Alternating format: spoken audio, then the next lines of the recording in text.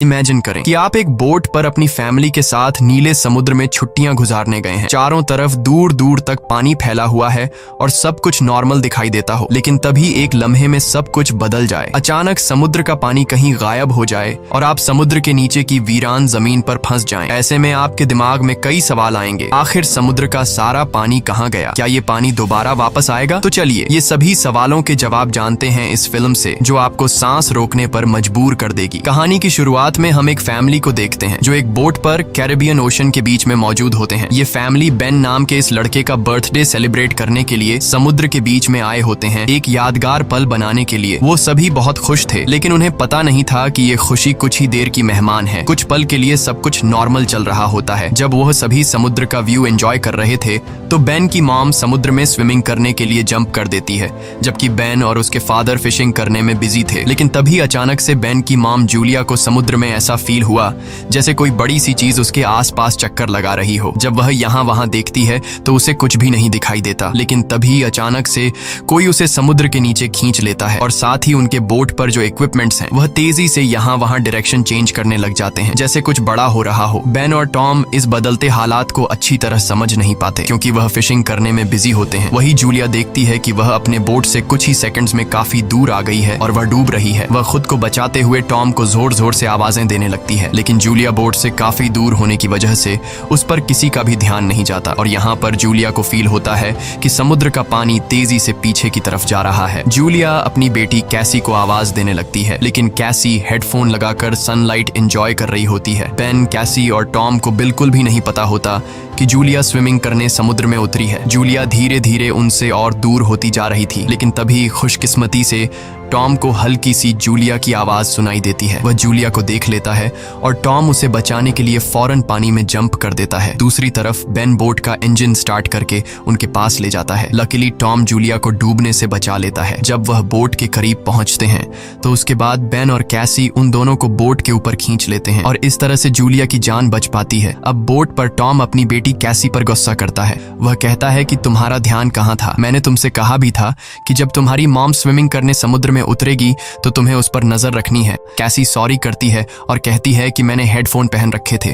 खैर, अब Julia safe थी। टॉम कहता है कि अब कोई भी बिना बताए स्विमिंग करने नहीं जाएगा और अगर कोई जाएगा भी तो पहले किसी न किसी को इन्फॉर्म करेगा। वो सभी टॉम की बात पर अग्री हो जाते हैं और अब रात होने वाली होती है, इसीलिए वह सब बेन की बर्थडे सेलिब्रेट करने के लिए तैयारी करने लगते हैं। रात को बर्थडे सेलिब्रेट करने के बाद कैसी के बॉयफ्रेंड का वीडियो कॉल आ जाता है। कैसी उसे बताती है कि वो सभी बोट में काफी एंजॉय कर रहे हैं, लेकिन उसका बॉयफ्रेंड कैसी से कहता है कि तुम सभी को जल्दी से सरफेस पर आना चाहिए। यहाँ टीवी में बता रहे हैं कि कुछ बहुत ही बड़ा होने वाला है जो पूरी दुनिया के लिए बहुत ही अनयूजुअल होगा।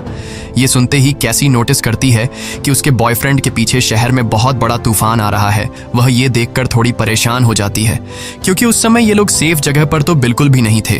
वह उससे और भी बातें करने लगती है कि तभी अचानक इन दोनों का कनेक्शन कट जाता है। ये बात वह जाकर अपनी मॉम डैड को बताती है, जिसके बाद ये लोग अपनी बोट की सेफ्टी चेक करने लगते हैं।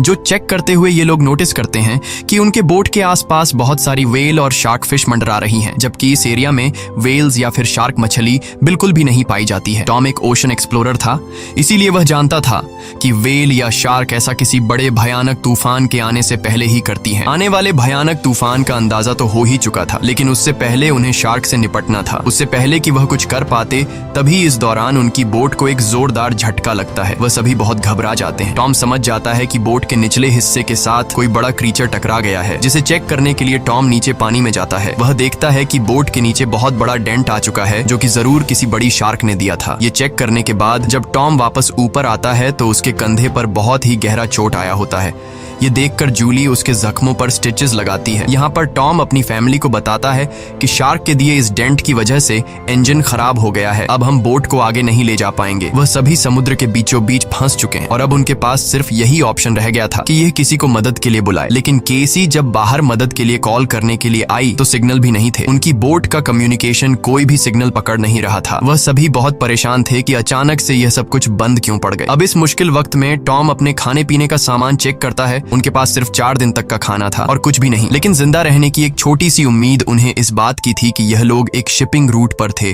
और यहाँ से कोई न कोई शिप इन्हें गुजरते हुए देख लेगा, जिसके बाद वह इसे बचा लेंगे। अब उनकी इन्हीं बातों बातों के दौरान उन्हें बाहर से एक जोरदार आवाज सुनाई देती है। जब उन्होंने बाहर जाकर देखा तो एक बड़ा सा मीटियोरॉइड इन्हीं की तरफ आ रहा था। वह उनकी शिप से टकरा सकता था और उससे बचने के लिए टॉम जल्दी से अपनी बोट का इंजन स्टार्ट करता है, लेकिन वह जानता था कि अगर उसने ऐसा किया तो उसकी बोट बर्बाद हो जाएगी, और ऐसा ही होता है। उनकी बोट का इंजन पूरी तरह से डैमेज हो गया, लेकिन उनके पास कोई दूसरा ऑप्शन था ही नहीं। अगर वह इंजन स्टार्ट करके बोट को आगे नहीं ले जाता तो वह मीटियोरॉइड सीधा इनसे टकरा जाता। टॉम देखता है कि आसमान में से गिरने वाली ये ऑब्जेक्ट्स असल में सैटेलाइट थीं, इसीलिए अचानक रेडियो और टेलीफोन्स के सिग्नल्स ने काम करना छोड़ दिया है। वह सभी इस हादसे से पूरी तरह संभल नहीं पाए थे कि तभी एक दूसरा मीटियोरॉइड भी उनकी तरफ बढ़ने लगा। अब अपने आप को बचाने के लिए ये लोग कुछ और कर नहीं सकते थे, इसीलिए यह बोट के निचले हिस्से में जाकर लाइफ जैकेट पहन लेते हैं ताकि अगर बोट पलट भी जाए तो वो सभी पानी में डूबे नहीं। जब वह बोट के अंदर होते हैं तो बोट बहुत ही तेजी से झटके खाने लगती है।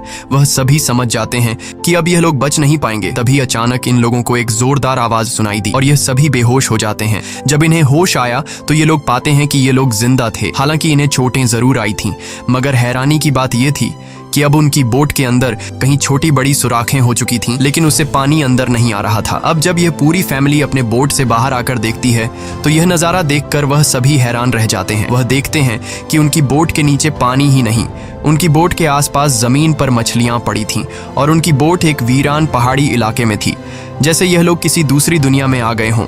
यह जगह पूरी तरह से बदल चुकी थी।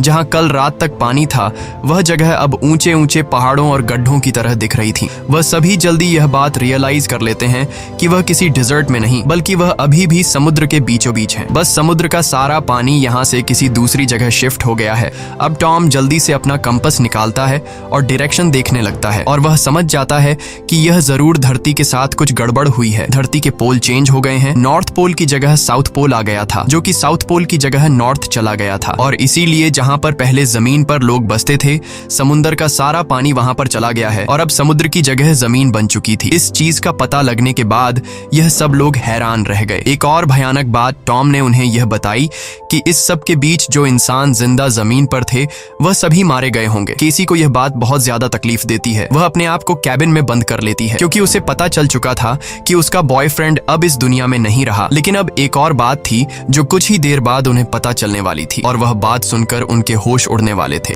खैर, अब जूली यहाँ पर बचे हुए खाने को इकट्ठा करने लगती है और बेन अपने बर्थडे के सारे बलून हवा में उड़ाता है ताकि अगर कोई जिंदा हो तो वो उनके पास आ जाए और वो सब मिलकर इस सिचुएशन का सामना करें। उसके बाद टॉम रेडियो के जरिए किसी से कांटेक्ट करने की कोशिश करता है। उम्मीद तो उसे ये थी कि सामने से कोई रिस्पॉन्स नहीं आएगा, लेकिन सरप्राइजिंगली उसे रिस्पॉन्स मिलता है। ये रिस्पॉन्स उसे एक कैप्टन ने दिया था जिसका नाम नाटो है, और वो भी समुद्र के शिफ्ट होने की कहानी जानता था क्योंकि वह भी टॉम की फैमिली की तरह अपनी सबमरीन में था। टॉम कैप्टन से पूछता है कि अब इस सिचुएशन में हमें क्या करना चाहिए। यहाँ कैप्टन इन सभी को वह बात बताता है जिससे उनके पैरों तले जमीन खिसक जाती है। कैप्टन टॉम को बताते हैं कि अर्थ के जो पोल चेंज हुए हैं वे लगभग एक हफ्ते में फिर से अपनी जगह वापस आ जाएंगे, यानी एक हफ्ते बाद समुद्र वापस अपनी जगह पर आएगा और उस समय उसकी लहरें बहुत खतरनाक होंगी। इसलिए कैप्टन टॉम से कहता है, मैं तो सबमरीन के जरिए सरवाइव कर लूंगा, मगर तुम जल्दी से जल्दी अपने लिए कोई ऊंची सी जगह देखो और वहां चले जाओ क्योंकि वहां पर तुम्हारे बचने के चांसेस ज्यादा होंगे। ये बात सुनते ही जूली फौरन अपने बच्चों से पैकिंग करने के लिए कहती है। टॉम कैप्टन से कहता है कि आपकी सबमरीन के अंदर भी बचने के चांसेस ज्यादा हैं, तो क्या आप मेरे फैमिली को रख लेंगे? कैप्टन कहता है कि जरूर भाई, मैं ऐसा करना तो चाहता हूँ लेकिन मैं कर नहीं सकता क्योंकि मेरी सबमरीन के अंदर मेरा एक साथी मारा गया है और यहाँ पर सिर्फ 2 लोगों की ही जगह है। मैं एक आदमी को तो रख सकता हूँ लेकिन फिर भी एक बाहर ही रहेगा। और यहाँ पर टॉम कैप्टन से रिक्वेस्ट करता है कि प्लीज आप मेरे दोनों बच्चों को किसी तरह से रख लें, इसके बदले में आपको हमारे पास बचा सारा खाना दे दूंगा। जिसके बाद कैप्टन उसकी बात मान लेता है और कैप्टन टॉम को मैन्युअली मैप पर अपना लोकेशन समझा देता है। उसके बाद टॉम उस सबमरीन की लोकेशन का अंदाजा लगाता है और वो अपनी वाइफ को बताता है कि हम सिर्फ 2 दिन में वहां तक पहुंच जाएंगे, यानी ये समुद्र का पानी वापस आने से पहले हम अपने बच्चों को सही सलामत वहां तक पहुंचा सकते हैं और इस तरह से हमारे दोनों बच्चों की जान बच सकती है। अगली सुबह ये पूरी फैमिली अपने सफर के लिए तैयार थी तो टॉम देखता है कि दूर से एक अजीब सा आदमी अपने डॉग के साथ उनकी तरफ चला आ रहा है। टॉम देखता है कि वह आदमी घायल है, इसलिए टॉम ने उसकी मदद करनी चाहिए। वो पानी की बोतल लेकर उसके पास जाता है। इस आदमी ने टॉम का पानी पीने के बाद उसका शुक्रिया अदा करने के बजाय उल्टा उस पर अटैक कर लेता है और ये चीज दूर खड़ी जूली भी देख लेती है। तो आदमी अपने पास पड़े हुए चाकू से टॉम पर हमला करके उसकी जान ले लेता है। उसके बाद वो आदमी जूली की तरफ बढ़ता जाता है। अब अपने हस्बैंड को तो वो नहीं बचा पाई, लेकिन जल्दी से वो बोट के अंदर जाती है और कैबिन में अपने दोनों बच्चों को लॉक कर देती है। उसके बाद वो केसी को एक फ्लेयर गन देती है और कहती है कि इसका यूज तब करना जब हम बहुत ही मुश्किल हालत में हों। अब ये बात कर ही रहे थे कि वह आदमी उनकी बोट तक भी पहुंच जाता है और उससे बचने के लिए जूली बाथरूम के अंदर चली जाती है। अब यहाँ पर वो किलर उनकी बोट पर सर्च करना शुरू कर देता है और जैसे ही उसे यहाँ खाना मिलता है वह खाना शुरू कर देता है। वह खाने पर ऐसा टूट पड़ता है जैसे वह पिछले कई दिन से भूखा हो। खाना खाने के बाद जब वह जूली को ढूंढने लगता है, उसके बाद वह सीधा कैबिन की तरफ जाता है, लेकिन वहां जाकर उसे पता चलता है कि जहां से आवाज आ रही थी वहां कोई भी नहीं है। दरअसल जूली बोट में हुए छेद से निकलकर यहां से बाहर निकल चुकी थी, लेकिन उस आदमी का जो डॉग होता है वह जूली को देख लेता है और जूली पर भौंकने लग जाता है। अब मजबूरी में जूली को उस डॉग को चुप कराने के लिए उसे मारना पड़ता है और वह खुद बोट के नीचे छुप जाती है। हालांकि वैसे तो वह उस किलर को नहीं मिल पाती, लेकिन जब वह बाहर झांक कर अपने डॉग को मरा देखता है तो वह समझ जाता है कि जूली बोट से बाहर है। अब जैसे ही वह उसे पकड़ने के लिए बोट से नीचे उतरा तो जूली वापस बोट के ऊपर जाकर एक टूटे हुए शीशे को अपना रास्ता बनाते हुए फिर से बोट के अंदर आ जाती है। लेकिन थोड़ी देर में यहाँ पर जूली उस आदमी के हाथों पकड़ी जाती है। वह उसे उसके बालों से पकड़ के उसे मारने लग जाता है। वह जूली का गला दबाने लगता है। अब वह किसी तरह से खुद को बचाने के लिए उस किलर से लड़ने लगती है। कैसी जो ये सब केबिन से देख रही थी, उसे याद आता है कि ये फ्लेयर गन यूज करने का अच्छा मौका है। वो फ्लेयर गन चला देती है जिससे आदमी दूर जा गिरता है, लेकिन उसे ज्यादा कुछ नहीं होता, बस उन्हें भागने का मौका मिल जाता है और बोट में आग भी लग जाती है। अब जूली जल्दी से अपने दोनों बच्चों को बचाने के लिए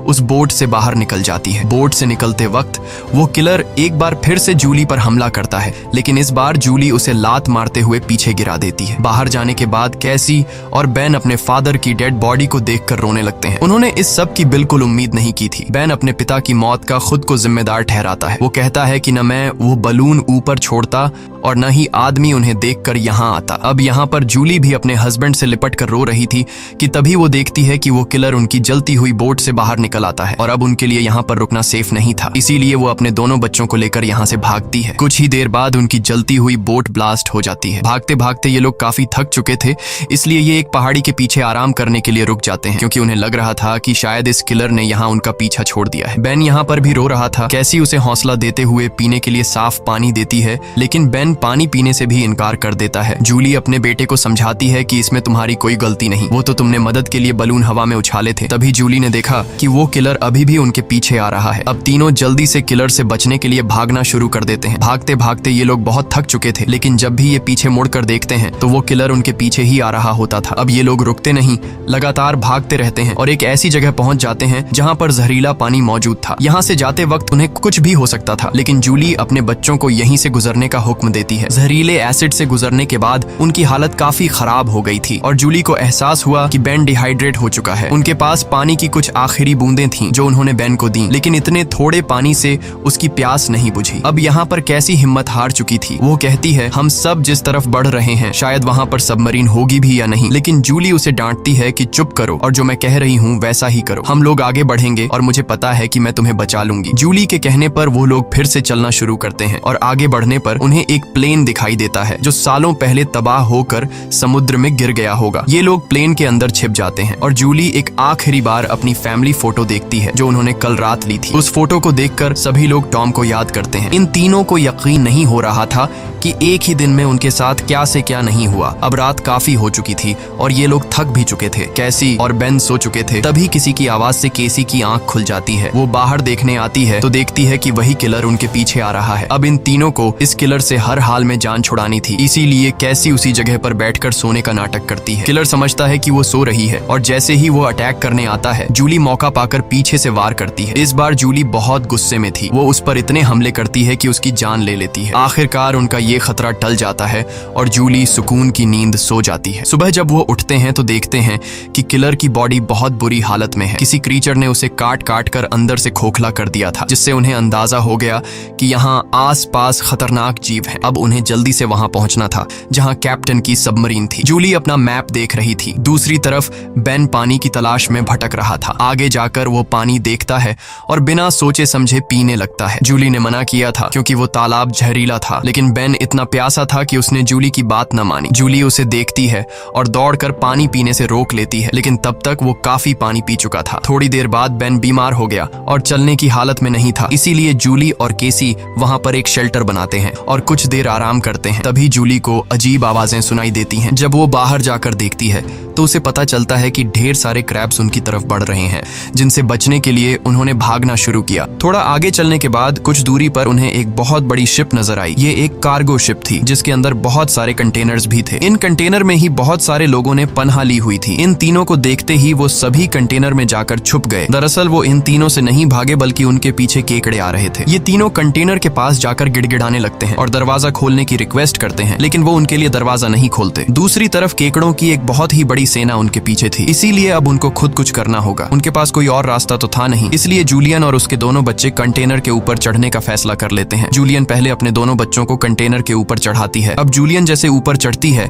तो एक केकड़ा आकर उसे पैर पर काट लेता है, लेकिन वो जैसे तैसे करके उसे अपना पांव छुड़ाकर ऊपर चढ़ जाती है। अब जूलियन अपने जख्म को अपने स्कार्फ से बांध लेती है, जिसके बाद वो बेहोश हो जाती है। केसी और बेन देखते हैं कि वो केकड़े उस कंटेनर को काटते हुए उसके अंदर चले गए और उसके अंदर मौजूद लोगों पर इन केकड़ों ने हमला कर दिया। अब वो लोग अपने पास मौजूद हथियारों से उन केकड़ों को मारने की कोशिश तो करते हैं, लेकिन केकड़ों की तादाद बहुत ज्यादा थी। ये लोग उनके सामने नहीं टिक पाते और केकड़े कंटेनर के अंदर मौजूद सभी लोगों को मार देते हैं। अगली सुबह जूलियन को होश आया।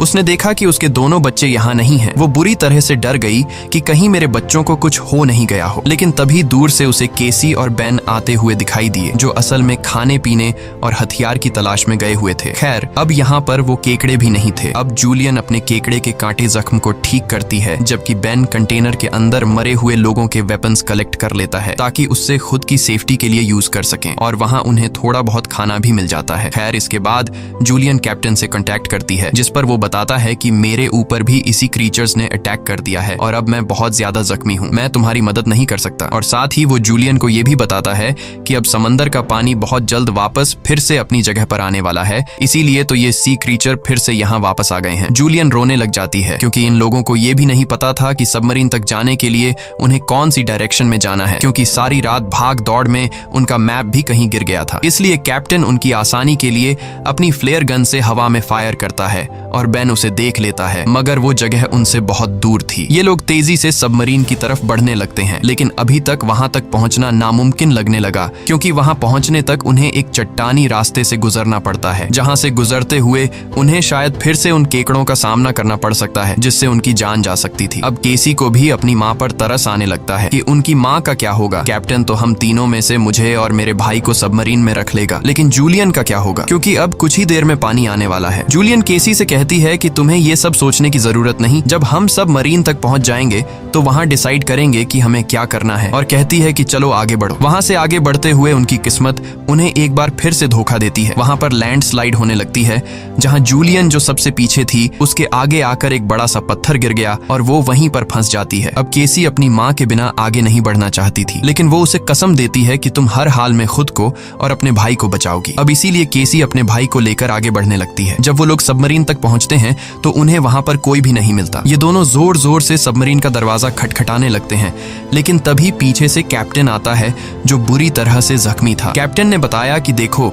सबमरीन में 3 लोग बैठ सकते हैं और मेरे बचने के चांस बहुत कम है, इसीलिए अगर मैं सबमरीन में बैठकर पानी से बचते हुए ऊपर सरफेस तक पहुंच भी जाता हूं तब भी मैं नहीं बच पाऊंगा। ये बात सुनकर केसी जल्दी से वापस पीछे मुड़ गई और तेजी से जूलियन की तरफ आने लगी। वहां फिर से उन केकड़ों का सैलाब आने लगता है, जहां पर जूलियन अपनी गन से उन सबको शूट करने लगती है, लेकिन कुछ ही देर में उसकी बुलेट्स खत्म हो जाती हैं। अब इससे पहले कोई क्रीचर आकर उस पर हमला करता, केसी ऊपर से उसे हाथ देती है और आखिर उसकी मदद से जूली यहाँ से बाहर निकलने में कामयाब हो जाती है और यह लोग जल्दी से भागते हुए सबमरीन तक आ जाते हैं। अब यह लोग बिना ज्यादा वक्त गवाए सबमरीन के अंदर बैठ जाते हैं और वो भयानक केकड़े भी उनके पीछे आ जाते हैं, लेकिन तभी एक बहुत ही बड़ी भयानक समुद्री लहर उन्हें अपनी तरफ आती हुई दिखाई देती है, जो कई 100 मीटर ऊंची थी, दिखने में बहुत ही खतरनाक लग रही थी। वह तेजी से जोरदार तरीके से उनके सबमरीन से आकर टकराती है, जिससे यह लोग बेहोश हो जाते हैं। जूली को जब होश आया तो हैरानी की बात थी कि उनकी सबमरीन पानी में नहीं थी, बल्कि समुद्र की वह बड़ी लहर उनकी सबमरीन को बहाकर एक शहर में ले आई थी, जो कि पूरी तरह से तबाह हो चुका था, जिसे देखकर साफ समझ आ रहा था कि जमीन से अब इंसानों का सफाया हो चुका है। और बस यही सीन दिखाते हुए